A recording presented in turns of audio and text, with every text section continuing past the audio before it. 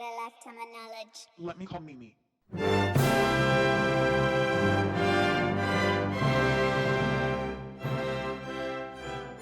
All right. Welcome to Actual Experts. I'm Caitlin. And I'm Lundie. And we don't have all the answers, so we are going to ask the questions. And today we are asking, what the fuck is retirement planning, to actual expert Marcia Mantell, who is a nationally recognized retirement strategist, author, and founder of the Mantell Retirement Consulting Group. Amazing. I know nothing. What is retirement? It's never crossed my mind. What is retirement?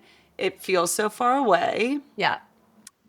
but now is when it matters most, I think, to get ahead of it and to make sure that you are prepared and to make sure that you actually have money when you stop working. It's such like an interesting concept. Stopping working. What is that concept? Yeah. I know my mom actually, she just she half retired. My mom, who, if you're listening and have listened to our therapy episode, Yes. or our episode on sexual assault, my mom used to work at the hospital that the Yes. experts from our sexual assault episode worked at, and she just retired from the hospital. She's a therapist, so she's keeping some private practice clients, but she's retired from quote unquote corporate America, which is Amazing. very exciting. So crazy. But it's like, so now do you get Social Security? Like, what is Social Security? And I don't even know if they have that in Canada. that's really what I want to get into, is like, what is Social Security? It's basically, it's your pension. It's okay. Yeah. I think your So we're- companies provide that in Canada, but I don't know. I know nothing. I think most often it gets paid into by your company. And Marcia brought this up when we were discussing what questions to go over for this episode. She was like, what if you're self-employed? Well, or work for like a startup. You and I have never had a pension because we've always worked for small companies and startups, and that's just not part of the benefits. So Correct. And what if you step away from the workforce as a woman or a man, for that matter, for caretaking, and you don't pay into a pension account? Yes. I've heard all these 20 trends. years. There's like people who are like, I'm going to retire by 35 or like retire by 40. And then it's like this big thing where they just like don't spend anything. They stay in like tiny little one-room apartments and don't live their life. And the idea is like they can then like live the best life post 35. Mm-hmm. I don't think that's for me, Interesting. but it's a thing. Like, I'm just going to live my life in the meantime. But there's confusion around what a retirement account is. There's multiple types in the US. Marcia's based out of the US, so she is going to have a US lens for this episode. But there are things called 401ks, which I think is provided through your employer. There are things called IRAs, Roth IRAs. Don't know the difference between those two, but I have the Roth kind. Honestly, who's to say? Who's to say? But so many factors at play. And I think, honestly, Marcia and her team actually reached out to us and said that she spent her career helping women understand like the complexities of retirement planning. And I mean, full disclosure, both of us were like, boring, like boring, like so far from now, like who cares? But in actuality, it's something we should all be thinking about now. Totally. And Marcia said that she has 2 millennial age daughters, and that it's a common topic of conversation of like, why should I care now? And that's why we decided to do it, because we should all and know why we should care. And I did get a response from our friend Mia, who is always good at adulting, when I posted about our inbounds, and she said, "Oh my gosh, please do retirement." And I was like, "Okay, Mia, we're doing it for you." So she better listen. This one goes out to you, Mimi. Yeah, exactly. So let me give you some key facts and figures. It helps kind of set the tone. So about 58% of U.S. workers say that their retirement savings are behind where they should be. And Gen Y and millennials specifically report feeling behind at similar rates, according to a Bankrate survey. What is should be? Where are we supposed to be? At what point? Who knows? Yeah. That's a question for Marcia. I'm like, is there a certain number you're supposed to aim to hit by 30, 35, 40, 45? Who's to say? According to the most recent Federal Reserve data, Median retirement savings for Americans aged 35 to 44 is about $45,000. So by the time you're 44, on average, you have about $45,000 in savings. And overall median savings across all ages is $87,000. So a bit That's of a jump. lower than I expected. I feel like, don't you need more than that to retire? That's scary. Who knows how much you need to retire? Because if you're thinking 65, if you're lucky enough to live to 95, that's 30 years divided by approximately 90K. That's $3,000 a month, which in Mm, most, certainly US cities, is not nowhere near what you need. So curious what you're supposed to have and like what's considered totally. comfortable. Nearly three quarters, about 72% of Americans say that they rely on or expect to rely on Social Security benefits for retirement income, with an even higher reliance among older adults, according to a Readiness Trend survey. Meaning, Social Security or your pension payout, people are expecting to rely on so they don't have any external or independent personal Mhm. investments or savings that will like help supplement that, or at Mm, least that they'll need some of it, which is yeah. interesting. Because have you heard like the whole like conspiracy that Social Security won't even exist by the time we Oh my retire? God. No. Well, I watched this Instagram reel the other day that I sobbed through where this sweet 88-year-old man was still working at Walmart No, because have you seen this? Yes. I donated. I was hysterically crying. I was like, $10, Literally, please. no, Yeah. I was watching this video and this sweet 88-year-old man who worked at General Motors and then General Motors went under and his pension disappeared, which this is actually a good question for Marcia. Like, what happens if the company goes bankrupt? And then Yes. he lost all his retirement savings and his wife was suffering from cancer and going through chemo and he spent all their money on her treatment and he was still working at Walmart or Target at 88 and then they I raised all this know. money and gave him 1.7 million dollars so he could retire and he was 80. I was sobbing and he's a veteran and Sobbing. so much. No, a veteran. I know the amount of people in the comments being like, General Motors, you recovered, do better. This is like disgraceful. Totally. Honestly, so true. I donated $10 Well done you. through hysterically sobbing, but they raised $1.7 million from people who were donating 5, 10, $20. It's crazy. Honestly, Um, this is not a topic, but I think about it often when I think of like the billionaires and trillionaires that are out there, like the Elon Musk of the world. I'm like, you just have so much money and you could change so many people's lives if you were to just like, something like that happen, be like, I'm going to cover these people's pensions. They worked hard for I this. know. I know. The flip side, I agree with you. The flip Yeah, side of that argument is like it shouldn't be the responsibility of the billionaires. Like we have governments and like programs that should take care of, or even private companies should take care of their totally. people more so than like one billionaire. But I'm with you completely. Totally. But they Um, did benefit and become a billionaire because so many people worked really hard for them. And there's like the domino effect of it. no, 100%. I also, in that same vein of Instagrams that I've literally cried through, there was a All of woman them. who just like goes into grocery stores or like places where people are doing their Christmas shopping and she like scoots in front of them and is like, sorry, 1 second, and just like taps to The pay. pumpkin, where and And then they buy the diapers. Did you see that yeah, one? Oh my and God. people like are like, I've lost work or this was for my elderly parents or whatever. And I'm like, if slash when we become millionaires, billionaires, like Yeah, that is what I would spend my time doing. I 100%. would just tap, tap, tap, tap, tap, honestly. I mean, it just So really shows you more women need to have more money because even the Taylor Swift documentary, we were both watching it and she paid out 200 million in bonuses and that's just unheard of. And that is what everyone should totally, be doing. We need more women with more totally. money. They just give Well, more. it's interesting you bring that up because there's actually a recent survey that Sheryl Yeah. Sandberg, the lean in queen, Yes. what's another word for that? Proprietor, Yeah. whatever. King. Um, Queen. Yeah. Anyway, I'll get to that because it's a survey that Okay. Marcia wanted us to bring back I specifically. sidetracked But us. continuing on, blah, blah, blah, blah, blah. Survey data shows that women approaching retirement have a median of about $35,000 in retirement savings compared with $67,000 for men.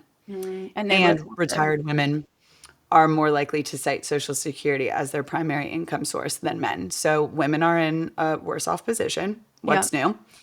And to that point, women's life expectancy at birth is typically about 5 years longer than men's. Men's life expectancy right now is 76 years, female is 81, which makes planning especially important. And we just learned on Monday about inflation, and every year it gets more expensive. So you need even more money. So you need even more money. Yes. Finally, before I get into the next survey, a national survey on women's financial security found that less than half of women age 25 plus have any retirement savings. And about 1/3 expect that their income or savings won't cover their monthly bills in retirement. So in conclusion, women are feeling very underprepared. Mm-hmm. And I think a lot of it has to do with knowledge of what planning even looks like and like what's possible at like different stages and through different employment situations. And what if you decide to be at home and take care of your family and like not work? What does that all mean?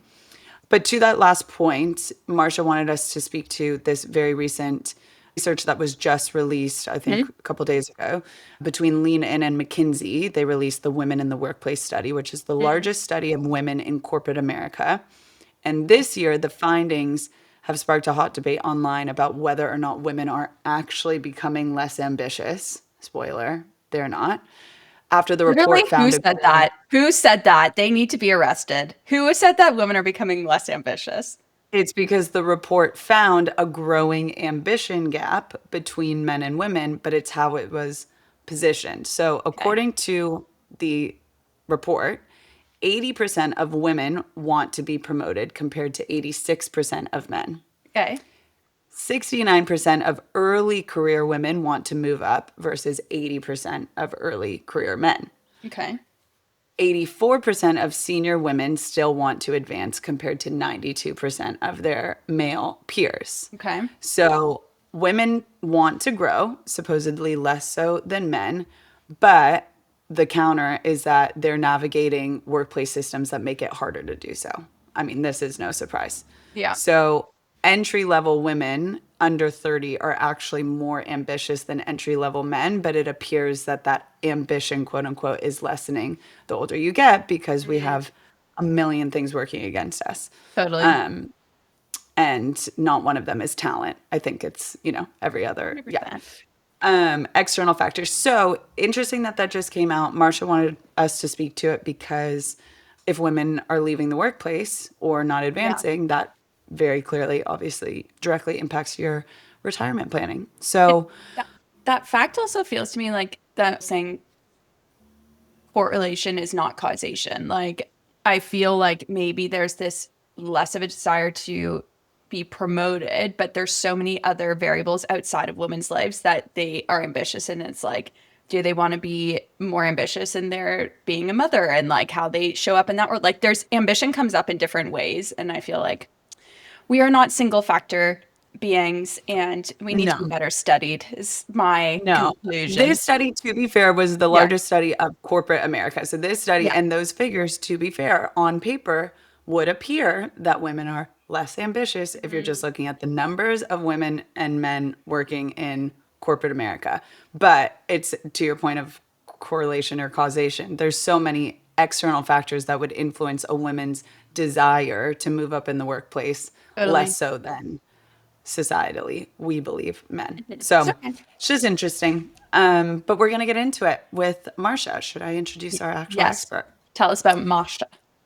Cool. So Marcia Mantell is a nationally recognized retirement strategist, author, and founder of Mantell Retirement Consulting, where she's spent over 30 years helping women, financial advisors, and Fortune 500 companies understand the complexities of Social Security, Medicare, something we didn't even touch on is also the healthcare angle, and long-term savings. She's the author of What's the Deal with Retirement Planning for Women? Sounds right up our alley. And is a go-to expert for outlets like MarketWatch and the Wall Street Journal. Cool. Marcia is known for taking mind-numbing retirement jargon and explaining it all in plain English with humor and zero judgment so women can make more confident decisions about their financial futures. Yay. Which we love. We love. Awesome. All right, let's bring her on. Woo-hoo. Please note that this pod is for educational purposes only. Nothing we say should be taken as financial, legal, or medical advice. Please do your own research, and when in doubt, ask an actual expert. Thanks so much for joining. How's it going on your side? Well, very well. Thanks for having a nice warm day today. It's 40 Fahrenheit here. So snow is melting. So I'm pretty happy about that. And everything is very good. Where are you based, Marcia? In Plymouth, Massachusetts. Okay. Okay, nice. So thank you again so much for making this work and for joining us. We did a little bit of an intro where Caitlin and I introduced yourself and your background, and really just kind of started it off by saying we don't know much about retirement planning. Well, we're going to know some more. Let me just, I'm going to grab a book so that we might want to reference it. You saw from my background, I've written 4 books. So the first one was my retirement planning for women. What's the deal with retirement planning for women? Because there wasn't much out there for us. I mean, there's, lots of financial stuff, blah, blah, blah, but nothing that really addressed kind of our path and that we're different. Right. So I'm not surprised that you maybe don't know as much as you'd like to. And we'll answer some questions today. Perfect. We love it. Yep. We introduced the book or just the title. We said that sounds right up our alley because we like to structure all of our episodes and start them off by saying, what the fuck is retirement planning? So that's essentially showing just about how much we know up to this stage. And I think a lot of our friends and a lot of our listeners are kind of in the same boat where it's like that seems so far off. Bluntly, it's not the most exciting topic to talk about, finance in general. And so we've done a couple episodes prior to this. We did what the fuck is investing, what the fuck is a mortgage. So we've started to kind of understand personal finance from the lens of a woman, but not when it comes to planning for retirement. So we're so excited to learn from you today. Thank you. It's great that you've spent most of your career focused on women specifically because we are different. We are different. In many, many ways. Some would say different better. But I am married to a man, so I have to be a little careful there. That's okay. There's some good ones out there. There are. Okay, cool. So we're going to start it off then by asking you essentially, what the fuck does retirement planning actually mean? And why should young women today start caring?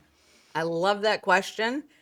And young women, time to pay attention because I'm going to tell you a story.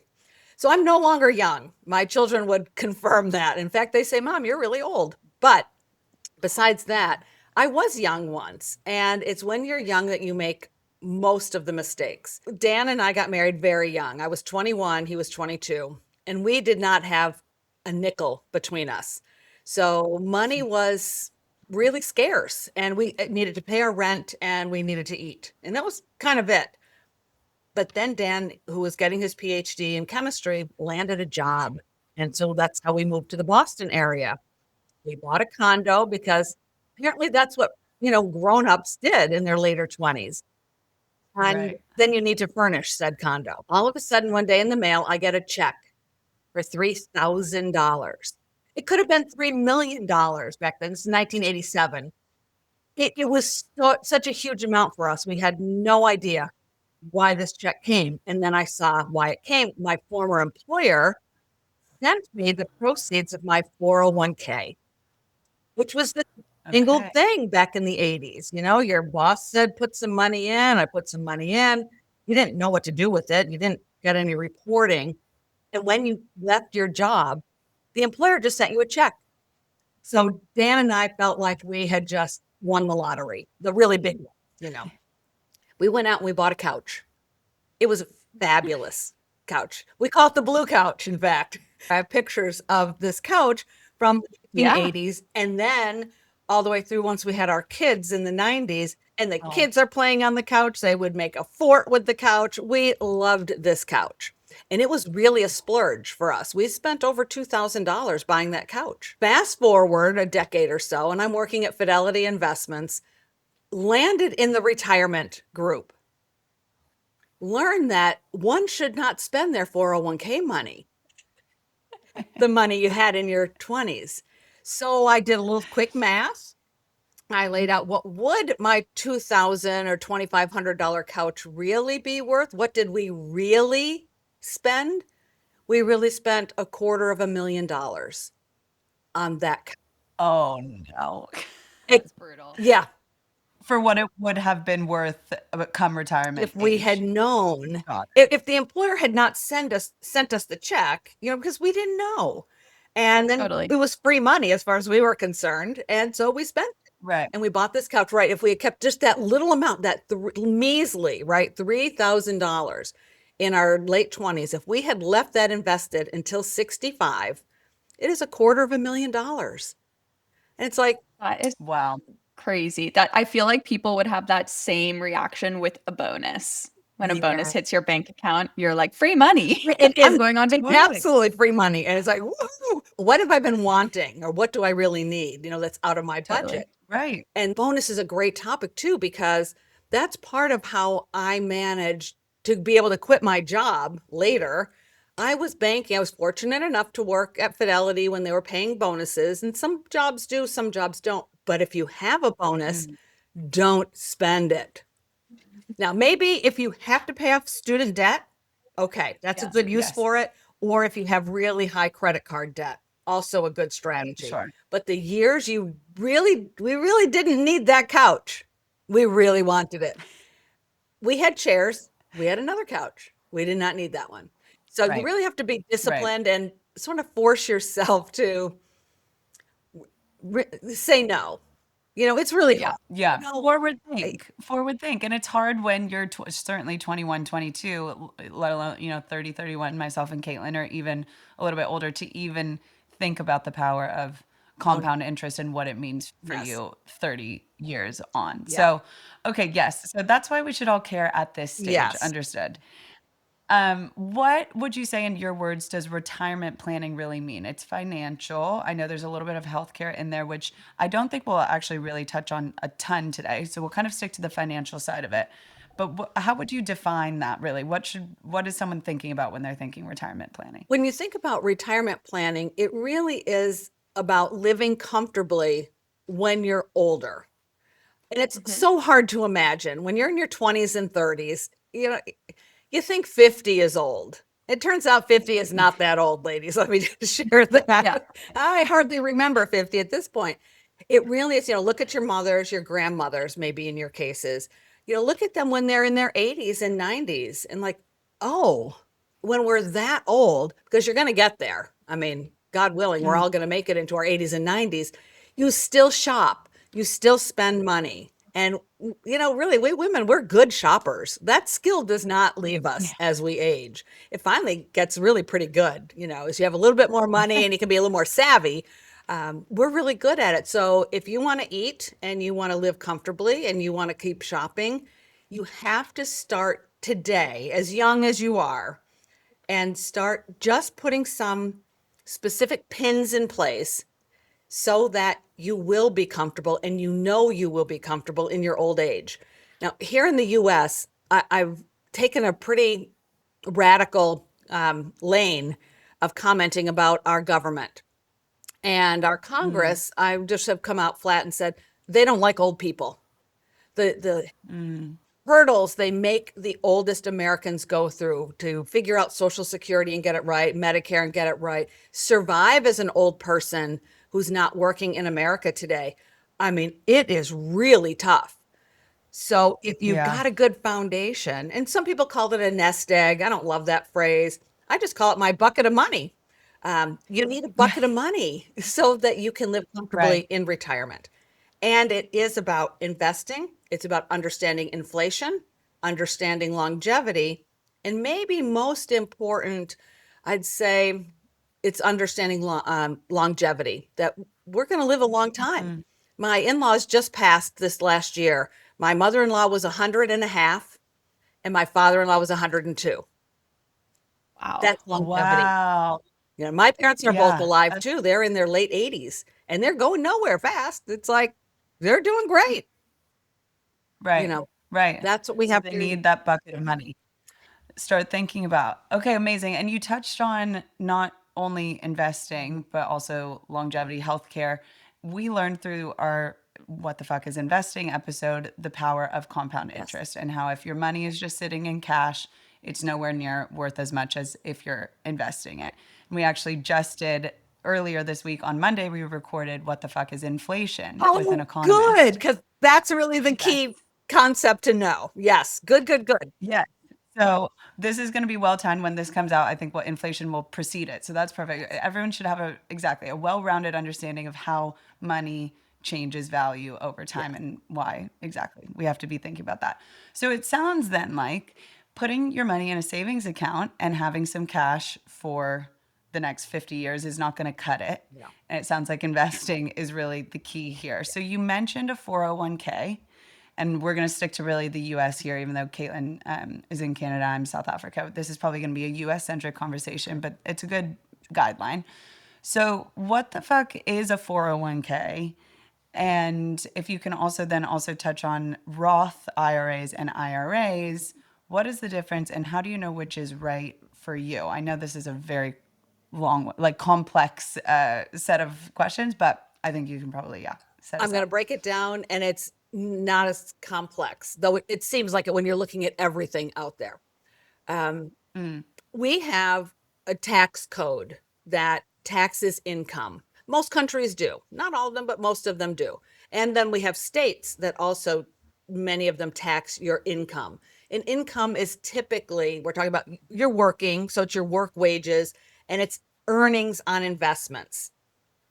But if you have your investments in a tax advantaged vehicle, in a tax advantaged account, they don't get taxed until you start to take the money out, hopefully in retirement. So what saving for retirement is about, it's about this balance of inflation, investing, and understanding the tax code. Not a lot. Just understand you're going to have to pay income tax if it shows up on your 1040, or you're not, if you can shelter it in the 401k or a 403b. And those are just special accounts offered only by employers. So you have to be working to have access to save some of your salary. Instead of taking it home, to buy your couch, you sock it away. And when you sock it away, you lower your taxable income and pay less taxes. Kind of that simple. Understood. Where Yes. it gets more Got it. complicated, though, is what if you don't have an employer who offers a 401k? That's when we move to the IRA side. And the IRA side Okay. is the same idea that you can save up to a certain amount, $7,000 or $7,500 this year in the US. You can put that up to that amount. If you don't have $7,000, don't worry. Put away $100 a month, to do something. So you Okay. move some money out of your checking account in this case and stick it in an IRA. Now, if you have very low income, you can take that. It works like a 401k that you can deduct it from your taxes and lower your taxable income. But usually folks who don't have a lot of money also can't afford to save for retirement. That's where the Roth comes in. Higher income, you have higher income, so you can contribute your money after tax out of your checking account into the Roth IRA. And the Roth IRA Okay. doesn't save on any taxes now this year, but you get to take that money out in retirement tax-free, including all its investment growth. So really we have three vehicles in broadly: employer-sponsored plans, traditional IRAs where you're make low enough income you can deduct the contributions, the money you're putting in, and then the Roth IRA. There's lots of other rules and such, but those are the three big buckets we have, and you can use all of them.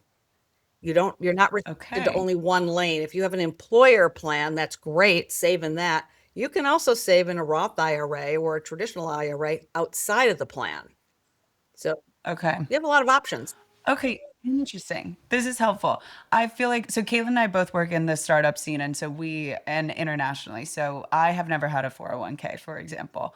So I've never understood when people say there's a 401k where your employer matches that. I'm like, okay, so how does that work? But what I'm hearing is that I would put a certain amount of my paycheck. If I make $100 a month, I can put $10 into my 401k, then my employer can match that $10 from my income. Right. They out of the Maybe company 20. profits though. So you have to put some in order to get the bonus money, right? They make you have some skin in the game. So you put some of your Sure. income in, say that 10% in your example, and maybe the employer will match 3%, up to 3%. So you can put in 3 and you're going to get dollar for dollar 3%. But that's not enough Sure. for long-term investing and your future retirement spending.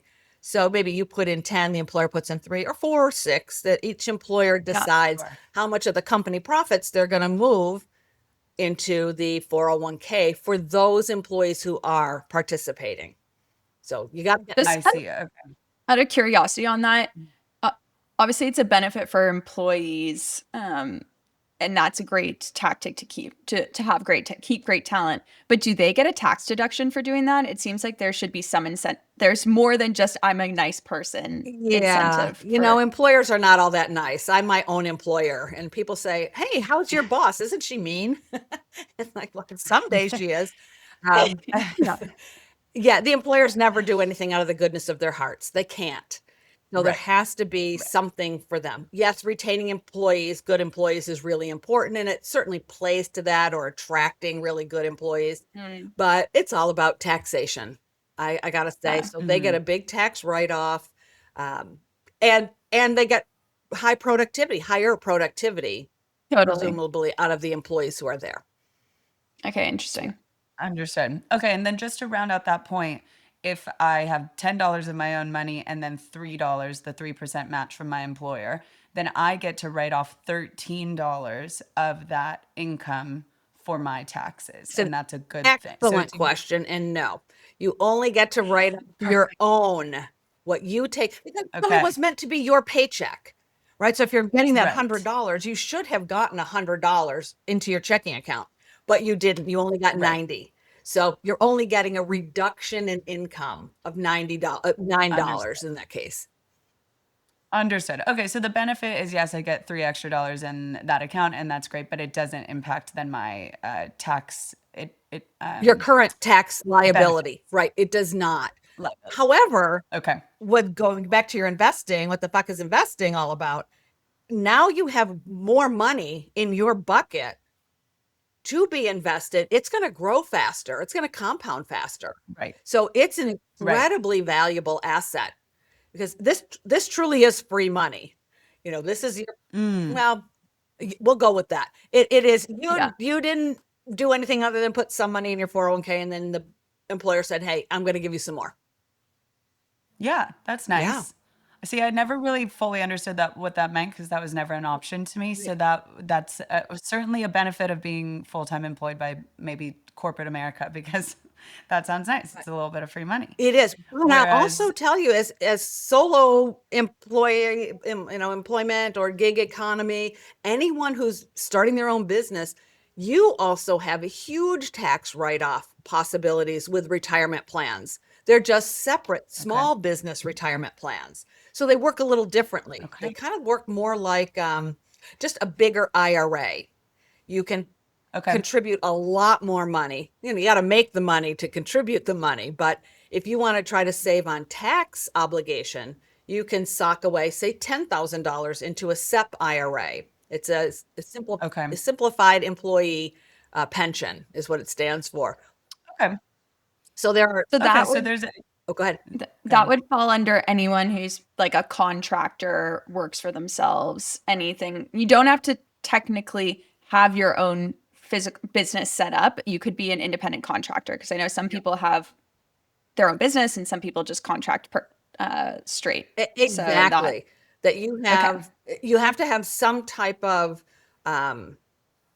a corporate, I'll call it a corporate structure or a business structure. So you can be a sole proprietor, and then you have a SEP IRA. You could be in a partnership. You can be an LLC. I set up as an S Corp. So I'm actually a corporation of one. But there's some obligations there. I have to pay wages. You can't just have all the goods, So I have to make sure to run a payroll, pay my Social Security and Medicare, FICA taxes. You've got to pay your payroll taxes and your other state and local and federal taxes.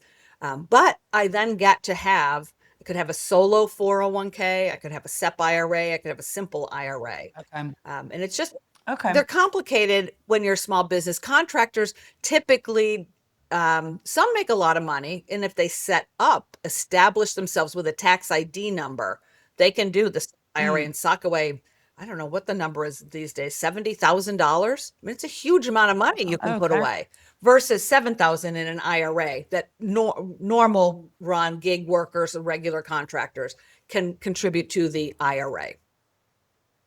Okay. Okay. Helpful to understand and to know that you don't just have to be employed as a self-employed person or an employer. You have options. Talk to, as we like to say, an actual expert, maybe a tax advantagist or someone to maybe look into. And we need to do like a what the fuck is tax For small planning businesses where also. tax is right, Yes. yes. Yes, exactly. Okay, but so to keep it in the same vein as retirement planning specifically, you mentioned Social Security. What the fuck is Social Security? Is it this pool of money that our 401ks become, or is it something else entirely? That's such an interesting question. So your 401k money, your 403b money, your IRA money, these are called individual accounts. One and only Okay. one individual owns them. I own my 401k and my SEP. My husband Dan owns his 401k and his IRAs. They're ours to Okay. control in terms of naming beneficiaries, spending them how we want when we get to retirement, and paying the taxes on them. So that's an individual lane. Social Security is not that at all. Social Security Okay. is social insurance. It's a government sponsored and government run program that came about in the 1930s when the US was in the Great Depression. And what we saw were lots and lots of old people in the lines for soup kitchens and had no way to earn any money. They had no help and they were starving. So we said, this is not dignity in old age. So the government at that time, the Congress at that time, established a law called the Social Security Act. And they said, we're not going to fund this act. You, the workers, have to fund it from your own money and your employer's money while you're working. And then when you get to retirement, you're going to have a guaranteed stream of income. It really is, it's a completely separate income source from your 401ks and 403bs. Okay. But you have been Okay. contributing to it. We call it a pay to play system. So that's what we call Okay. payroll taxes or FICA taxes. And those get paid every paycheck. You have 6.2% of your income comes off of your take home pay, goes right into Social Security. Your employer matches that. And then Okay. there's a calculation. The actuaries are great. They're super interesting people, for as interesting as this stuff is going to get. And you Right. get a calculated insurance benefit that includes an Okay. inflation rider. Every year you get a bump up in retirement. It's not always enough, but it nevertheless works to keep some pace with the high cost of goods and services. Understood. So completely separate from a personal retirement investment account. So we're talking about two separate things Yeah. now. Does that come out of your federal income tax, or is it something that you pay? So as an independent contractor, and if it's not being siphoned off of my monthly paycheck from my employer, is it something entirely separate, or does the government say like, okay, 6% of this, 25% or whatever it is, gets put into Social Yeah, Security? you personally have to be the contributor. If you're going to get a Social Security benefit in retirement, you have to pay in. So you either pay if you're working for an employer, the employer actually does, you don't control that. The employer must, they're the Sure. ones on the hook to go to jail if they don't do it, Okay. So the employer takes the money right out of your paycheck and contributes it directly Okay. to Social Security, to the Treasury, the US Treasury. In my case, as an Okay. independent self-employed person, I have to pay that out of my business wage history. So I draw a wage, I get revenue in from the work I do. I create a wage. I have a fabulous bookkeeper who does this for me. And how much I'm going to earn this month. And she then pays my federal income tax, my state income tax, and my FICA, my Social Security. Okay. So, and I have to pay both sides. I'm the employee of Mantell Retirement, Yes. and Mantell Retirement is the employer. So I have to pay 15 Yes. point something percent every Wow. pay period. Okay. So And then the benefit of that is that when you turn 65, you get to draw down. Is there a set amount a month like these days? How much do you get a There month? is a set amount, and it depends on how much you earned over your career. So they're going to look at your Okay. highest 35 years of earnings, which is super interesting for women. We'll talk about that in a second. But the calculation is we Yes. look at your highest 35 years of earnings. Like I've already worked, I think 43 or 44 years since my very first job, but some are small years, early years, Sure. take time out when I had babies and such. So they'll look and see what are my highest 35 years, run a calculation, and I get an insurance benefit. The maximum Okay. payment this year in the US is give or take $4,200 a month, even if you made $1 million a year forever. There's only so It's not that much you can much. get back because there's a cap Mm. on how much tax you pay in. Yeah, Is sure. So it's not that much. And so to go back to your previous point, you need to supplement that with Yeah, it was some never other. a big misunderstanding here is that people thought Social Security was supposed to replace their paycheck. It's like, whoever Sure. told you that? That is not what Social Security is for. It is a social safety net to provide you with just enough to stay above the poverty line. That's all. You do the Okay. rest. And it was designed that way in 1935. It's never changed from its goal of helping American workers and their spouses, because back then it was usually only he who worked, but she also got some Mhm. benefit coverage as well. So yeah, think Wow. of the I late do think pay. that's a common Oh, misconception. it's a huge misconception. Yeah. And it's so funny because Yeah. in the 1940s, when Social Security started paying out, nobody wanted it. It's like, oh no, I don't want a government handout. I'm not going on welfare. Well, it's not a welfare Right. program.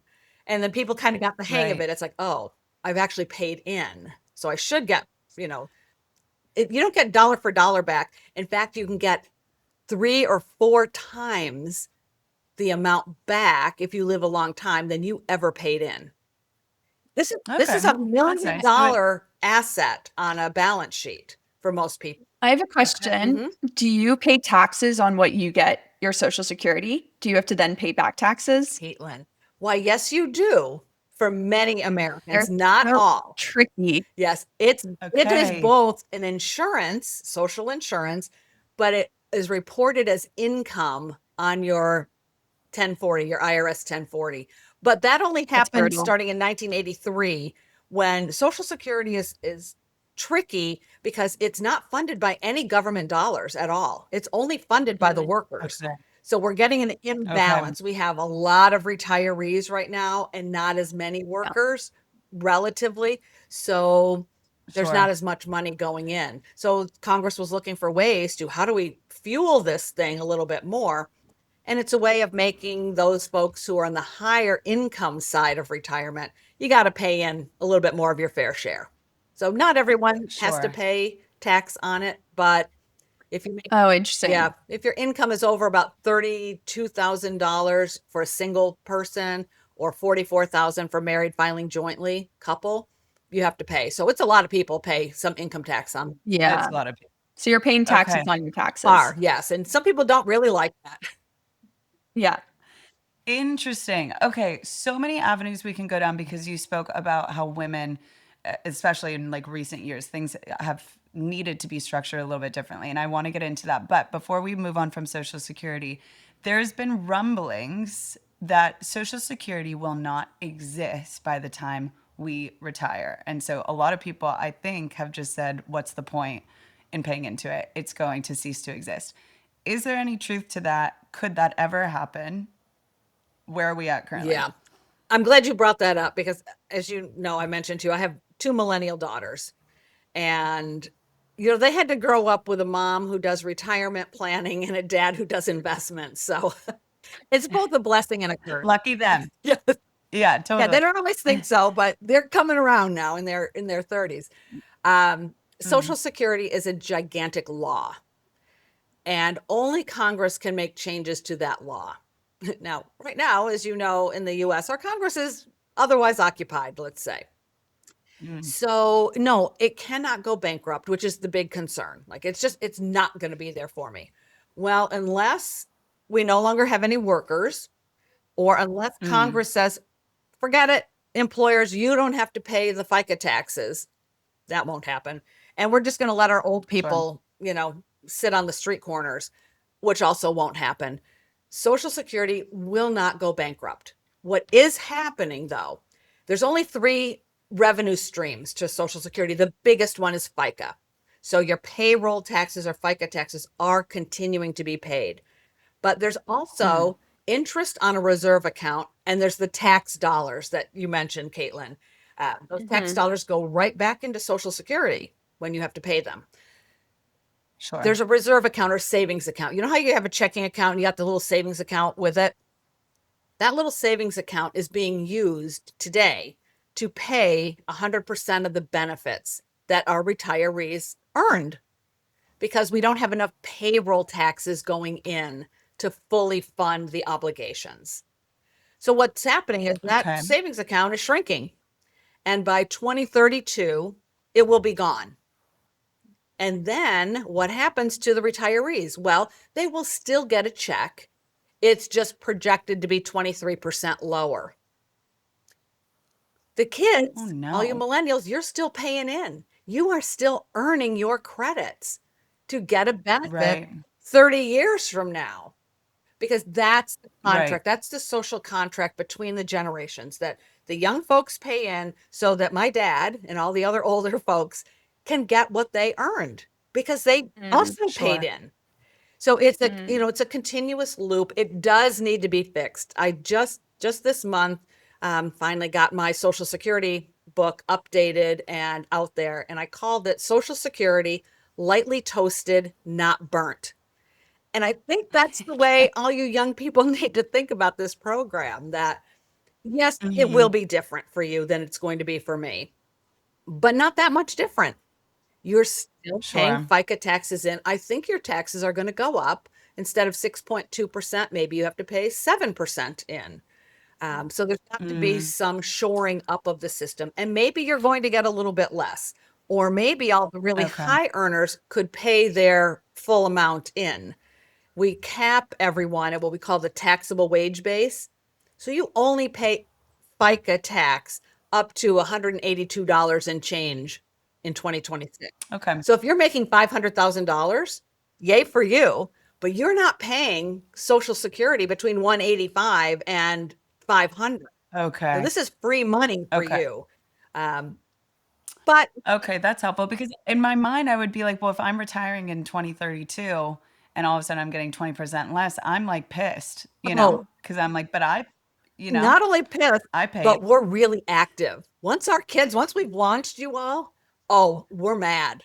We're on the phone calling our Congress people. We will march on Washington with canes and walkers and wheelchairs. Like, you don't mess with the old people in their Social Security. Right. Yeah.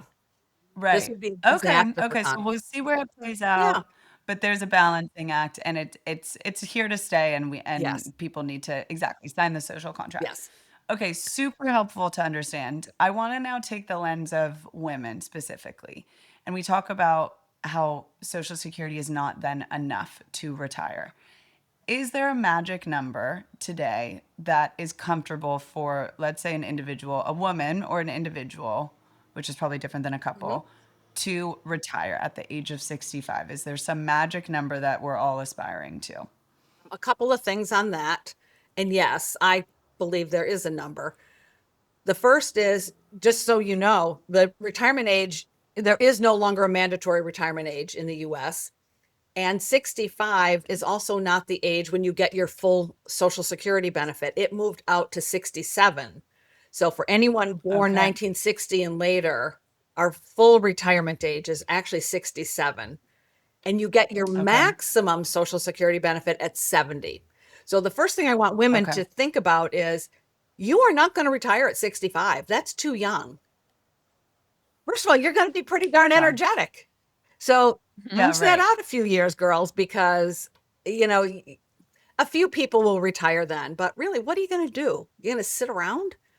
Totally. Right. Retirees really struggle with the what am I going to do after you've built your businesses, you've made a great difference in the world, you've achieved things you can't even imagine yet that you're going to achieve, and then you're going to close the door, lock it, and be gone. No. So Right. extend the age out to 70. As far as a number, there are two approaches I take. The simple one is you need $2 million of your own money. Full stop. Start there. You probably actually need more, Oh. but let's start with $2 million and don't freak out. The second is just take how much do you spend today and multiply it by 30, because you're going to have a 30-year retirement. That's where longevity comes in.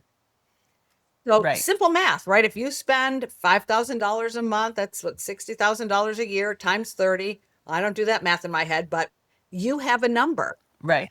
It's not your actual number, but it gives you the magnitude. That's what I want you all to go away with today, is going, oh, I need to be thinking 7 digits. It might be 1 million. It might be 2. It might be 9.9 million. Depends how much you spend. And this intersection, or this knitting together of our spending versus our revenue, how we're going to create this paycheck in retirement, that's what we need to be thinking about. You don't need to think about it for long. I mean, literally take out your phones, right? Put it, how much do I spend? You need to know that number, by the way. I was literally like, no. Also, I just moved houses or I just moved from Toronto to Montreal. And so our last 2 months have been like high cost Crazy. months. Right. To your point of buying a couch, I was like, did I spend too much money on my couch? Not if you took it out It wasn't a bonus. regular dollars, right? If you took it out of your retirement account, yeah. No. I did not take it out of my retirement. What did you? But now I'm well above $1 million. Yes, you are. Based on, and I'm like considered almost like single household. I have a partner here, but and cost of living is significantly lower in South Africa than the US. Right. And it's don't be judgy on yourself. It doesn't matter what you spend on. It doesn't matter if you have debt today, if you have a mortgage today, if you've got credit card. It doesn't matter. Don't judge yourself. It's just the facts, ma'am. We spend this amount per year. Spend, not gross income. So we spend this amount times 30. It gives you a marker. And what I really dislike in our industry, the financial services and retirement industry, is we've gone away from giving young people something to aspire to. What we tell them is, oh, there's a lot of math and you need to, project your compound interest and get your investing right and make sure you're beating inflation and pick these. Oh my God, that's so many things to do. How much am I trying to get to? Like, we forget to tell you that. So you're spending 10, 30. There's your number. Mine is scarier and definitely bigger than yours, Lundie. But I did my household because I know our household spend as a couple. Yep. And people will say, well, so do you have children, either of you? Not yet. No. Okay. So we were in our 30s. My first daughter was born 4 days before I turned 30, and the second one the month before I turned 35. And when you have kids, it's super expensive. I mean, daycare was freaking crazy in the 90s. It's at least as crazy times 2 now. So I get it. But people will say, well, once my kids are in elementary school, we won't spend as much. Once they're in high school, we won't spend. Oh my God, once they're through college, we won't spend as much. Yes, you will. Totally. You just spend it on different stuff, So totally. That's why I just say whatever you spend today, it doesn't matter what it's on. You're always going to spend that much plus inflation, plus some more stuff. Right. If not more, because if you're lucky enough for lifestyle creep to be something that you experience where you're starting to earn more like around this age, then that all needs to be considered. And this is even pre-kid. So, okay, super helpful to have something to aspire to. Right. We should all have this number in mind. That we have to think about inflation. We have to think about what compound interest gets us there. So if I have not put, let's say, anything towards my retirement, I come to you and I say, I'm 30 years old. I have a little bit of disposable income. Everyone's telling me to invest in the S&P 500, which I've started to maybe think about, but I just don't know where to begin. I want to be responsible for my retirement. What should I do? It's a great question. And it's a tough one. So I'm going to tell you what my two millennial children do. Again, growing up with Dan and me. My older daughter calls me every year at open enrollment time when her company, you get to make changes, and says, what do I do with health insurance? What do I do with my 401k? And we've talked to them about learning how to invest. There S&P index funds, that's an option. There are target date funds, which are specifically designed for retirement investors. So you have a 40 years right before you're going to tap this money. The experts, the investment manager experts, invest your money with a 40-year view. So a lot of equities, versus if you're 10 years away, then they ratchet back the equities, put in more fixed income. So target date funds are a good choice, or learn how to invest on your own and what you're comfortable with. So we've talked to our kids about what choices do you want to make here. And my older one says, oh my God, Mom, I don't care. You just tell me which target date to put it in and I'll do it. So Totally. if you don't want to really dive in, and really who does, on this investing stuff, target date funds in your retirement accounts are as good as you're going to get. You do not want it in cash. You do not want it in lots of fixed income. When you're in your 30s, you actually, if you're 30, you're looking at not when you retire, you're looking at add in longevity, go all the way to 100 for women. You've got a 70-year investment run here. That is a long time. Equities. And let the experts manage that money. You can also go with financial advisors who are really good about picking a portfolio of stocks and bonds that work for you. Typically, you're going to do that when you've amassed a little bit of wealth, 50,000, 100,000, 250. You have to have a sizable bank account for them, for they have to make their money too. So, but it is an option, because a lot of you will, even if some haven't started, and some of you are sitting on $250,000 already. So, use an advisor who, that's all they do all day long is pay attention to this stuff. Right. And that's their job, is to optimize it for when you need that money, and to hopefully do some of the tax implication stuff that maybe you don't have to be an actual expert on yourself. We spoke about this in our investment episode, but I got a financial advisor through a friend when I had a little bit of money to start investing. And people said, you're paying this 1% or whatever it was, I think. That's usually that's about the amount that they charge. Yeah. And everyone was like, you're throwing away money, that you shouldn't do that. Learn how to do it yourself. Just get the Fidelity app. Shout out to Fidelity. And at that stage, and this was probably 5-ish years ago, I was like, I know myself. I'm not going to do that right now. I'm just not. I will put it off, and it will be so overwhelming to me that I just then won't do it. So if I'm paying 1% to this person to do it for me, that's something. And with the amount of money that was in there, it really was like inconsequential. But that would be my non-expert advice to people, is like, if that's the only way you're going to start actually putting the money to work, then it's a great option, because at least it's done. And that's the route my younger daughter went. At first, she was all in. She was learning. I mean, I was on also Fidelity. I spent my first 13 years in the retirement business at Fidelity. So I'm still very biased, and I go there for all information, really. It's a great resource. You could also use Schwab. You can use Vanguard, T. Rowe. There are other really good investment companies and retirement companies out there. But my Lindsay was very interested. It's like, okay, let's learn about state tax-free bonds in Minnesota, where they live. Great. We did a deep dive there. And then equities and the big seven, how to get into the equity market with NVIDIA and Apple and Microsoft and such. She was all in for a while. And then she'd really rather do other things, it turns out. So she called Dan and said, Dad, can I have an investment account with you? And so she moved all her money there. But she at least gave it a little go. And it's a lot of time.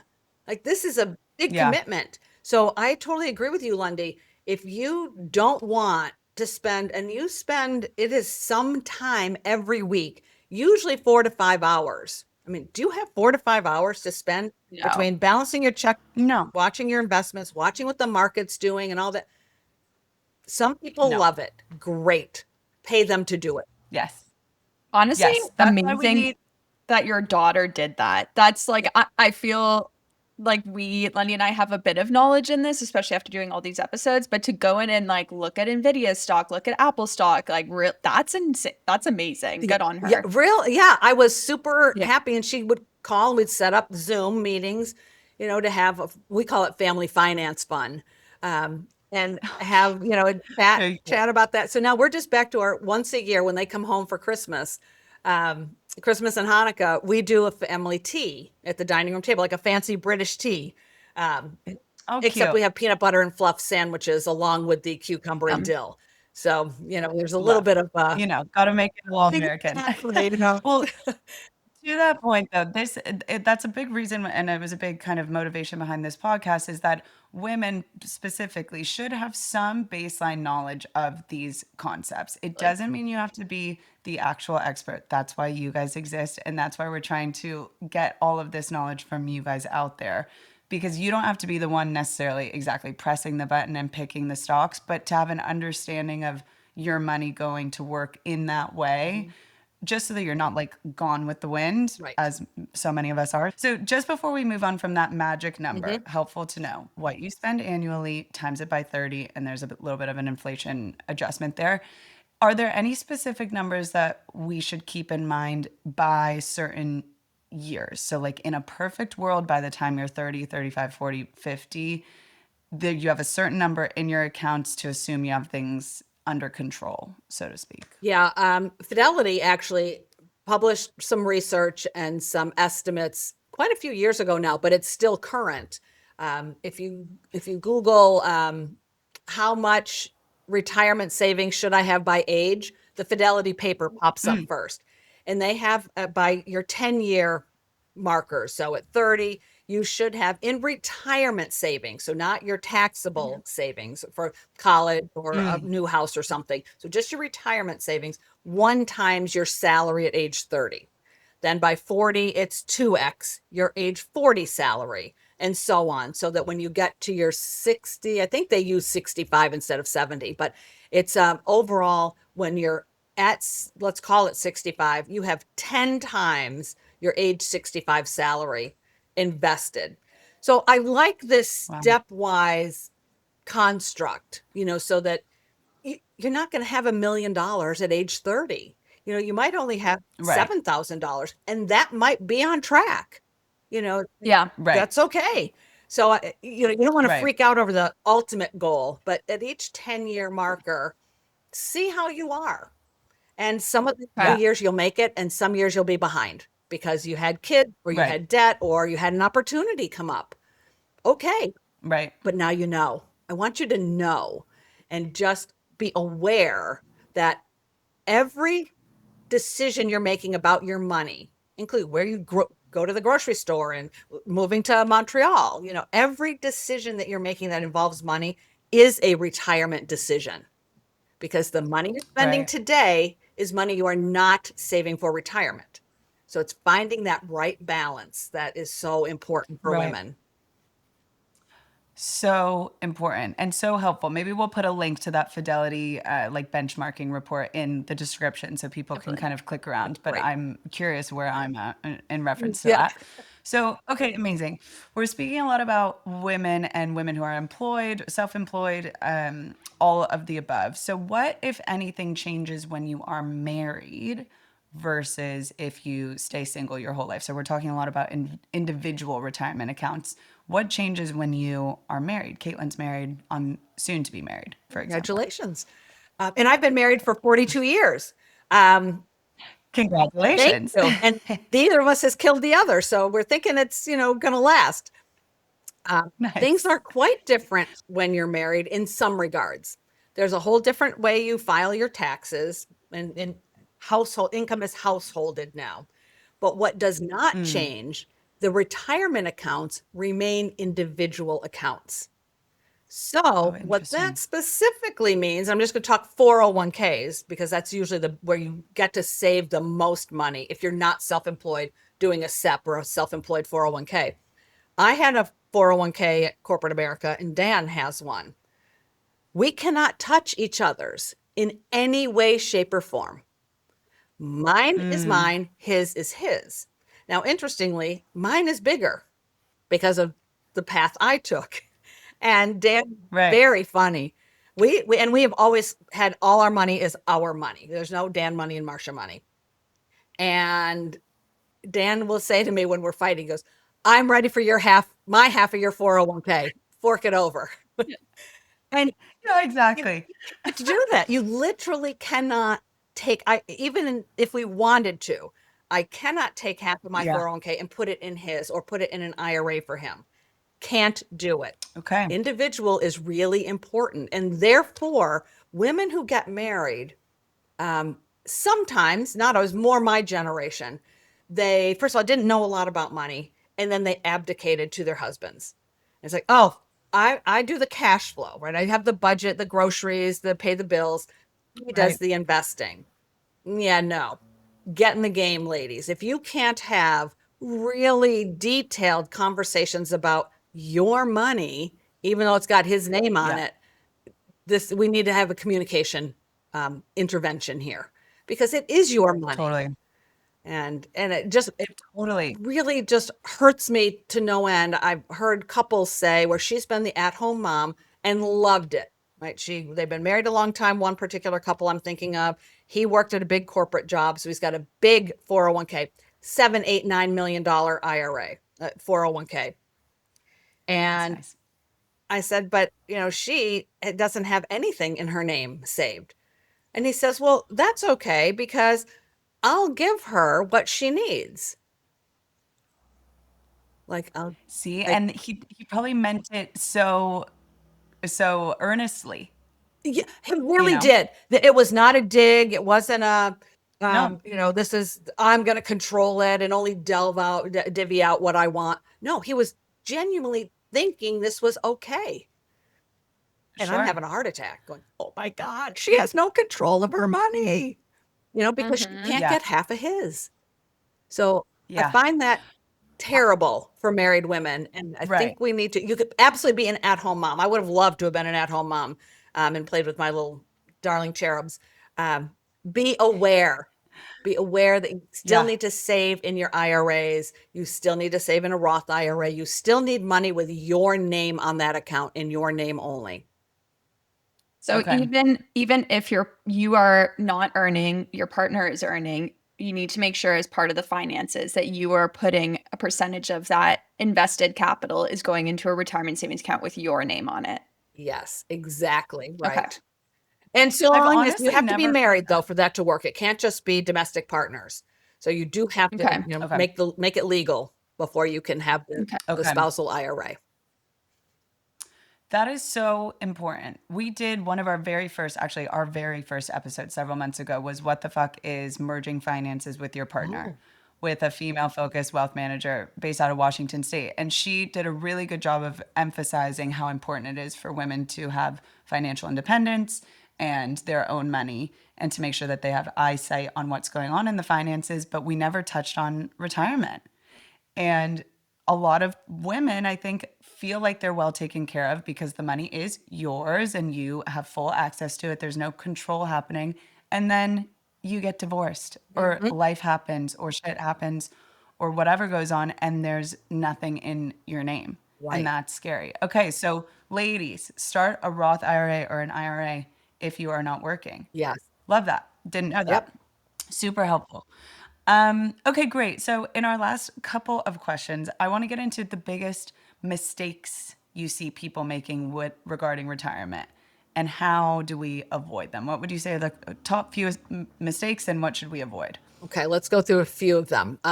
For the young people, the biggest, by far and away, the biggest is they think they can't afford to put 1%, 2%, or 3% of their salary away. So they not only are not starting, and you can start tiny, $25 a paycheck. It doesn't have to be thousands of dollars. So put a tiny amount away, at least so you get the match. Take the free money, because if you're putting 3% in and your employer matches up to 3%, well, now that's 6%. Take that step. So that's the first thing. The second piece is women have no one, not unique to women. No one understands how Social Security in the US works, and that is a calculated benefit based on your own individual 35 years of work history. So if you decide to step out of the workforce and stay home with your kids or start a business so you've got really low revenue for a number of years, or go to grad school, for all of our doctors, and I got PhDs in my family, you are not earning those years. You might have 5 or 6 zeros in your Social Security earnings history. Those zeros lower your overall benefit amount if you don't replace them in your older years.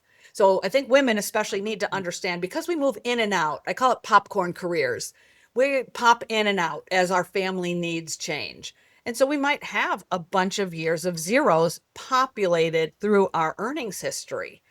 And if you have 1 or 2, it doesn't really matter. It's not going to change the trajectory and the amount you're going to get as a benefit. But if you have 25 years of zeros, you get a really low benefit on your own. Now, if you're still married, or if you have a qualifying ex-spouse, you can get a little bit more, equal to half of his. But you need to know that as you're making your life decisions, understand there's a financial impact. So that's the second one, Social Security. I think the third is, especially for married women, if you got married young like I did, you didn't know you needed a credit card in your own name. So my guess is you covered that on your other podcast. So make sure you have, it can be also with Dan, but you need to be the lead owner of that credit card. Fourth is, you need a utility in your name. It could be the cell phone. It can be your electric. It can be your gas. It can be your water. Something that is attached to your property with your name on it, because that also gets fed into your credit report. So have at least one utility in your name. And I think the last is know your credit score and understand how the credit scoring works. Everything in America these days is, and I mean everything, to rent an apartment, to get a job, to if you're much older, to get into senior housing, if you wanted to move into a 55 plus community, to buy a car, everything requires a credit score. And if your credit score stinks, you might not get the loan or the apartment, or they might charge you a lot more. So the financial system is really complex, even beyond retirement, which is super complex. You need to know bits, like those key things, those key steps to take, put them in place. You don't have to worry about them. Right.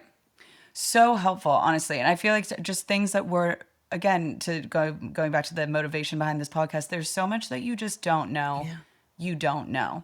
And if you're not lucky enough to have Marcia as your mother or Dan as your father, and you're not coming from a background where that's part of the education that you get, we're not taught this in schools.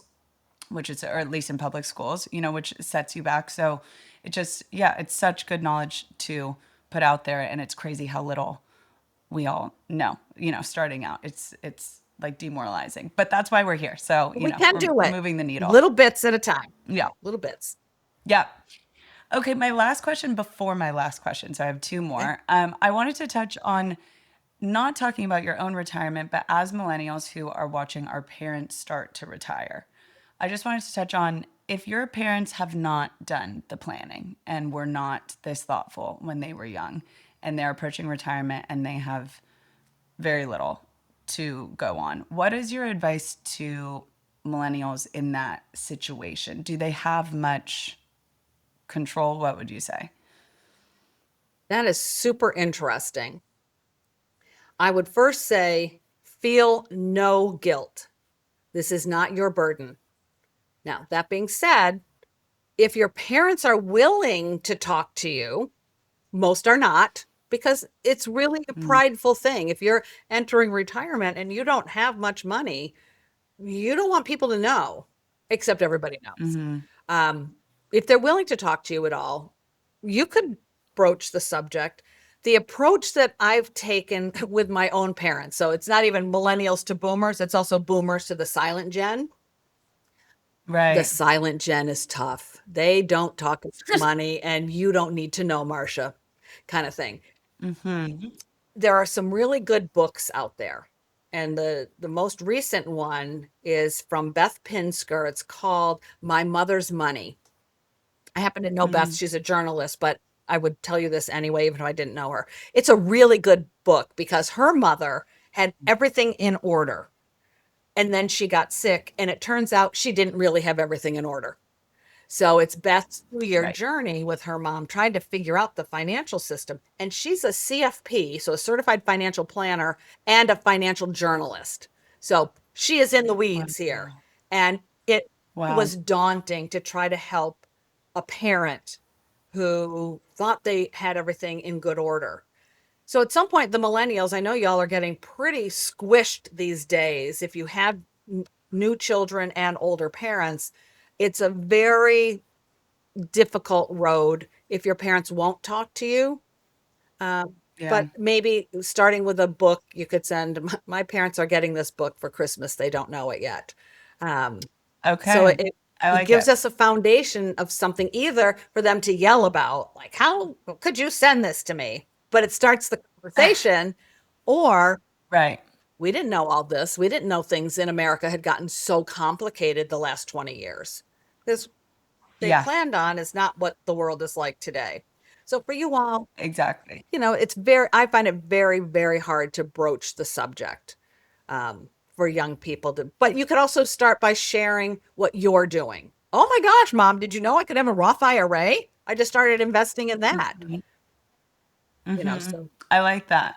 I like that. And to your point with books, knowledge is power. So I feel like the more that we know and the more we can help our parents along the way. We want to do an episode. Maybe we'll contact your friend Beth if it's okay on what the fuck is caretaking. that she would Caretaking for older. love, I'm sure. She would love to talk with Okay, you all. potentially. Because she's Amazing. got 2 millennial Okay. kids, also maybe Gen Z kids. So she's even making Okay. changes now, knowing that maybe her kids are going to have to step in at some point. And she Right. had too many things. It was much too complex. Her personal finances were too complex. So she's streamlining. Right. So it's really helpful all Okay. the way around to have these conversations. Totally. Totally. Okay, cool. We'll look forward to that potentially. Caitlin, any final questions before I ask our final question? No. All good. Okay, awesome. So we like to finish up every episode by asking, what should every woman know about the topic? So, Marcia, in your opinion, what should every woman know about retirement planning? Plan for fun. Retirement should be, some people talk about these bonus years, the best years after you've built careers, raised children, got married, got divorced, became a widow, whatever the path is. There's still this whole chunk of potentially 30 years for you to do what you want. Nobody's going to tell you what to do. You're not beholden to a boss anymore. You're not beholden to your kids. You might get grandkids out of the deal. So plan for this era from 70 to 100 to be fun and Yeah. do plan. I mean, you don't have to spend an inordinate amount of time on this. You can build a whole career around it, but if you're like normal people, one afternoon a month, and put it on the calendar. Like, we got to actually schedule this stuff, ladies. We're too busy. So we're Right. too busy. Schedule 2 hours a month to just look at your finances. I mean, literally your checking account, make sure you've got enough money. Are you saving appropriately? And then once a year during tax season, do a deep dive. So do the planning. You'll see real success, not in the short term. With compound interest, compounding is amazing. But when you go from, say, $1,000 to $1,050 at the end of the year, it's like, that's it. I got 50 extra bucks. Are you kidding me? It isn't a 1-year view, but you watch Right. it over 10 years, and all of a sudden your $1,000 became $100,000. Like, whoa, it's a real now. Yeah. So watch and Okay. successes along the way. I love that. I love that. Yeah, and it makes it a little less doom and gloom, It means there's lots to look forward to, and planning is part of that. So Marcia, thank you so much. We learned so much. I know I did, certainly. I Yeah, feel like I'm walking away with a little bit of a plan in my head of how I have to rework things slowly but totally. surely. Good. And a lot, yeah, to talk about with friends. So thank you, thank you, thank you for taking the time. This has been great. Thank you for inviting Thank you, me. Marcia. You're welcome. Welcome to the debrief, where we discuss things we needed a little more clarity on.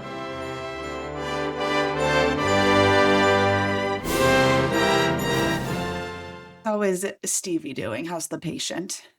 He's okay. He's upstairs on lots of morphine. So I don't know Yeah. if we're going to keep this in, but if we do, my husband had a hand accident and had to go Yes. to surgery yesterday.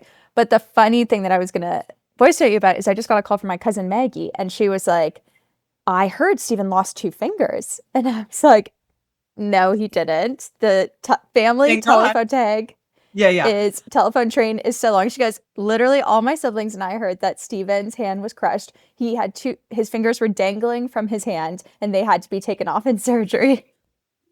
And I I'm mean, like, I would hope that the whole family would be a little bit more panicked given if he actually lost 2 fingers. I mean, thank I God know. he did not lose He 2 fingers. didn't. But good No. God, Christ I almighty. know. I mean, he just went and grabbed himself a bag of chips and is now going back up the Hi, stairs. Stevie. Tell him I say hi, thinking of you. I will. But yes, I mean, crazy events. It was a long weekend for us last weekend here in Canada. So it was Yeah. like on the Monday holiday, like Lovely. whatever. Yeah, down by the boat dock, which sounds I so know. lovely. Yeah, like PTSD. Good God. Seriously. I'm But sorry. anyways, speaking about boat docks, we all would love to have a dock when we retire. How's that segue? Exactly. Retirement planning. Yes, exactly. Well done. Yeah. And how amazing was Marcia? We had so much fun with her. Honestly, we didn't have I shouldn't say we didn't have high hopes. We weren't sure how fun of an episode Yeah. retirement planning was going to be, and it actually ended up being one of honestly our most like enjoyed conversations. I had so much fun with her. We learned so much. Totally. And I think, I mean, obviously retirement feels so far away, but everyone's always telling you to invest and do stuff with your money now. But I recently started a corporate job, which I've never done in my life, and part of the big bad corporate bank. And there are actually way more benefits that are at your disposal than you realize that help you save for retirement. And my big takeaway from this was to max out as much as I can there. And I afterwards went in and looked at my employee share option plan. And Yeah. I didn't know until after that they will match up to 60% of what you buy. So every single Okay. month they will deduct a certain amount from your salary. And I think maybe pre-tax, which would be great because then you're taxed on Exactly. less. Exactly. And then that goes into buying shares into the bank, and then they will match up to 60% of that. So you just buy more, and it's basically like a forced investment. So I'm going to Yeah. do that. You should I'm going to yeah. max that out. Yeah. To your point, then it's also using money that is pre-tax, so it's like maximizing what would have been lesser if it was paid out, Exactly. which makes sense. Yes.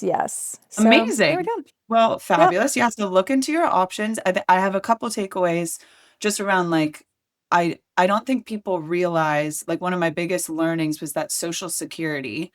I think the perception around Social Security or your pension is that that will support your livelihood from the day you retire until the day that you die. And that's what everyone's like banking on. It's like, oh, I have my pension. And so I think she said something around like the average Social Security payout, even if you had a really high paying job your whole life, is around like $4,000 a month, something like that, which it's like is not enough to live off of, especially if you're in a bigger city or you have other people that you are dependents or whatever. So Totally. the fact that Social Security is not the end all, you have to plan to have some other amount of money if you want to maintain your lifestyle. And then I think she said, when we said, how much do you need to retire comfortably? She said, Yes. $2 million, No. But right? if that, like, no, wasn't it that you take your monthly spend, times Right. that by 12, and then times that again by like 12. Like, how long are Yes, you going to be retired for? right. Or it was like And 30. I can't, Wasn't it like 30, 65 to oh 95 my or God. something? Okay. 30 How much years? I think I know how much I spend a month. I'm going to do it right now again. Okay. 6 times, okay. Maybe we spend a little bit more because this is my credit card. But okay, 7,000. And then I'm adding in my rents too into this. 12. Okay. And then times 12, 30? No. Are we gonna no. How long are we Is it retired for? years? 60. Well, the other takeaway was that people are saying that it's Two. 65 and that realistically it's probably going to be a little bit later for us. But let's just say we live until 95, 65 to 95. That's 30 years. Okay, I just did mine and it's like I'm like $7,000 a month, which is not a lot. Like it's Right. a lot, but not a lot on spending. Times 12. Then I times it by 20 years because that's like whatever. You retire at 65. That's like, I think I'm going to Yeah. live probably longer than that. To But 95. that's 16. That's 16 $16 million that you need. That can't be right. My math can't be right there. That was the formula. And like, Okay, well, I got to work harder. and Okay, I can confirm I did do the math wrong there. When I did the calculation again, it did come out to $2.5 million, but that is still a lot of money and I do still need to work harder. the only way, this is the other takeaway, the only way that you would ever achieve a number even similar to that, first of all, I don't actually know how you achieve that number, period, but is No? through compound interest on investment. There Yes. is no way to save the amount of money that you will need to live. You all better be liking and subscribing to this podcast because we need a second look stream of terrified. income. Yeah. But yeah, so that I think is the big thing, is that like Social Security is not the end all. And you really, the only thing that you have on your side is time at this Yes. age. So Yes. compound interest is your friend. And if you can invest from the age of 35 to 65, you've got 30 years worth of compound interest. That's pretty good. But if you start even by 40 or 45, you're missing out on Yes. like critical years.